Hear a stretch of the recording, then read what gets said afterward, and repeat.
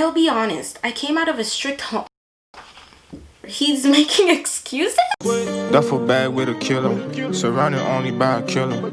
Aiming for the 9 digits, I ain't talking about no phone number.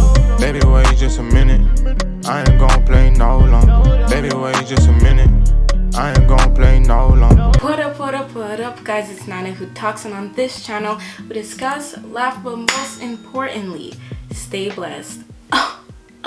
It's been so long, guys. I'm sorry. I've been finals. So today we'll be talking about, well, I was planning on talking about the White Student Union at McGill, which is a university in Montreal. Yeah, that's a thing that's trying to happen, a White Student Union. Someone was putting up posters and stuff. I was gonna talk about that, but I decided not to because while I was searching information on this topic, I stumbled upon this tweet that was talking about this guy who raped around 5 women at McGill, and I was like, is this real? So I went to search more on that and realized, oh, this is a more important topic.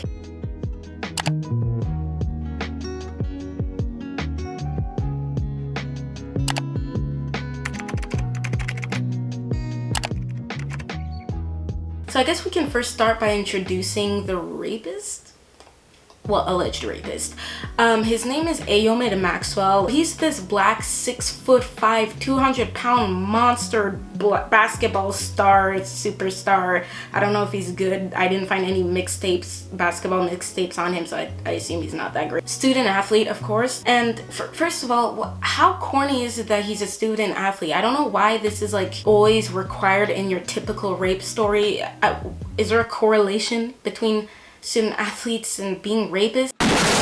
This man, mass rapist, allegedly raped 5 women and has admitted to 3. And I say allegedly because, listen, we're not trying to get sued, even though most likely not gonna happen. The reason I would steer more to believing he's actually doing this is, first of all, the fact that he apparently admitted to 3. And I keep saying apparently because I don't have a statement of him literally saying it, but most likely he did if people are saying he did. But it's also the fact that 5 women is a lot for one student. This ain't no celebrity type rape story allegation. This is a student. We can get it that with a celebrity, oh, they could be clout chasing, they could be trying to sue them so they can get money. People try to do that a lot and fake being raped with celebs, but with a student who, like, I don't know who this guy is. I assume he's not that big of a deal. I assume he doesn't have the money to be sued. It's very unlikely that this is a fake allegation type thing, especially when it's 5 women for one student. This guy lives in residence at McGill, so that means that he's being claimed to be raping and sexually assaulting 5 women at that residence, and apparently has admitted to 3 of them. It's gotten so bad that female students feel extremely unsafe because of his predatory behaviors. This guy is like a loose lion at a zoo, and the zookeeper is refusing to do anything about it. Hey, are you a zookeeper? Yeah? Thank God there's a lion on the loose. Can you go catch it? There's a lion on the loose. Where? But where? But why are you asking me that? People are dumb. Obviously, students are getting mad at McGill's constant silence, so they are demanding a response. And McGill responded with this. The university is aware of the situation and is taking action. The students of McGill are not asking McGill to be like, yeah, we're aware of this situation, beep boop bop. No, they're asking you to do something about it. Like, yeah, taking action, but I'm gonna get to that in a second, because what they're taking action actually means, they're asking you to care. They're asking you to find evidence supporting the allegations, go to court and settle this. They're asking you to get these victims the justice they deserve, and to get this rapist who admitted to it, shouldn't that be enough? Like, just the first sentence. I'll make you realize how dumb this is by giving you this scenario. So class today, hey miss, one of your students has been bullying my daughter, and actually many of the girls in your classroom, and I was wondering, why are you not handling this child demon of yours who's literally stabbing my daughter with a pen? She literally has bruises on her back. Can you explain yourself? It's been happening in my classroom? Yes, in your classroom. Okay. I don't care. And may I ask you, kindly miss, I'm sorry.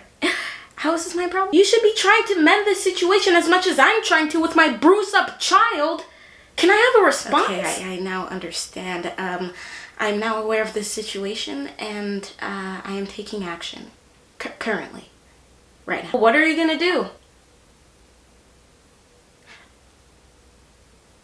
Hello?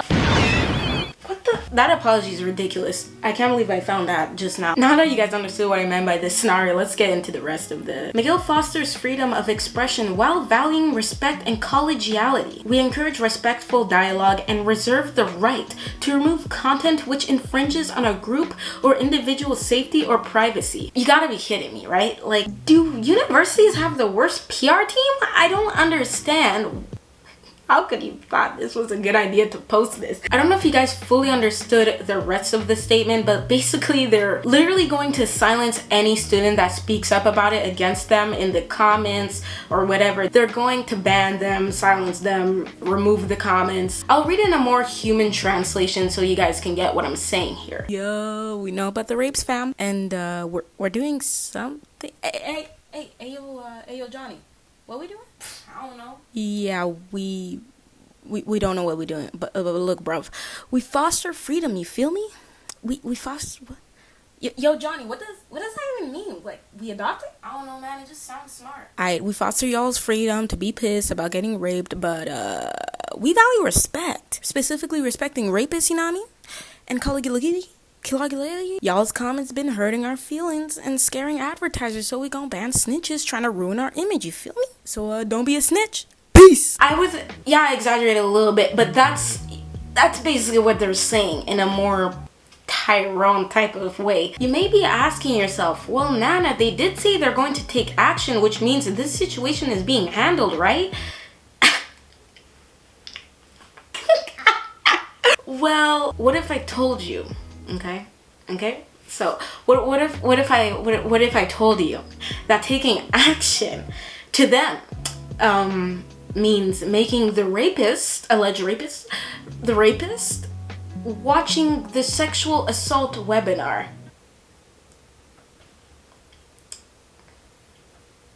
So if you go to any CJEP or university in Canada, I think it's for all CJEPs and universities in Canada, but if you do, it's basically a 1 to 2 hour webinar talking about consent, sexual assault, how to not rape, etc. See, this sexual assault webinar is great for people who may need help further understanding what consent is, for the simple precautions to avoid being accused of rape because of some misunderstanding, or because you want to take a 101 don't rape class. But this is not what you use on rapists. They don't have empathy. You think they'll realize, oh, rape is wrong by watching a video saying Person A, Person B, cup of tea. Person A forces cup of tea down throat. This is rape. They know what they're doing, especially a guy who studies psychology. If he's studying a bachelor in art psychology, I think he knows a thing or two about what he should and shouldn't do. Look, I don't think this guy cares about some 2 hour no means no video, but I simply suppose that person might be an option, but McGill would never want to do that. They wouldn't want that sort of press and possibly scare their advertisers or something, I don't know. They'd rather make him watch videos online in hopes that he will learn his manners and never rape again. Because what makes you learn better a consequence than watching a video for an hour or two? Anywho's, let's read his public apology. I can't imagine in my school where there was a guy who raped a bunch of women and they were like, hello everyone, we're gonna make this guy say a public apology upon our behalf and things will be better from now on. Why are you crying? Because you were raped? I mean, he said sorry. Shouldn't that take everything away? To try and improve moving forward. Oh my, this is a Tony Lopez situation all over again. I redid the sexual assault training course with notes taken and everything. This is actually my first, I only scanned through this, so I didn't actually see everything. The reason I'm laughing is because this guy purposely emphasized with notes taken and everything, by the way. It's like if he's learning to bake a cake. You're not watching a video to learn to bake a cake. You're watching a video that you should have known in the first place of how to not rape. Okay, so, oh, no means no? Oh my gosh.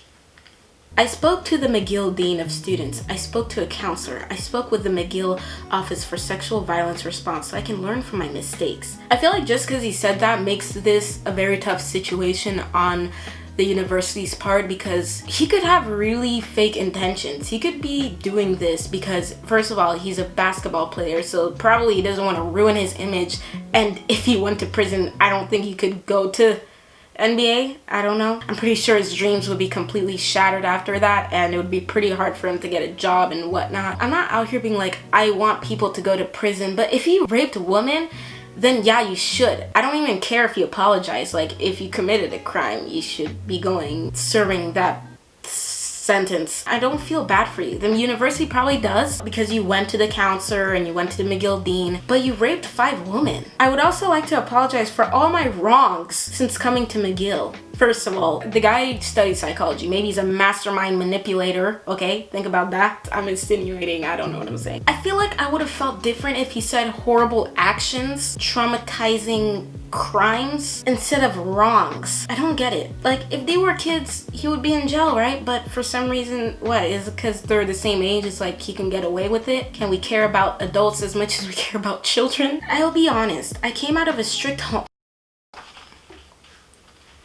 I told you, he's a mastermind manipulator. He's making excuses? I don't think that builds up a rapist.